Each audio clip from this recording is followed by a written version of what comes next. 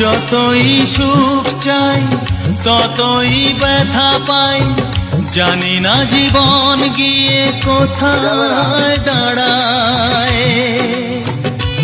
এই জীবন কেন এত রং বদলায়?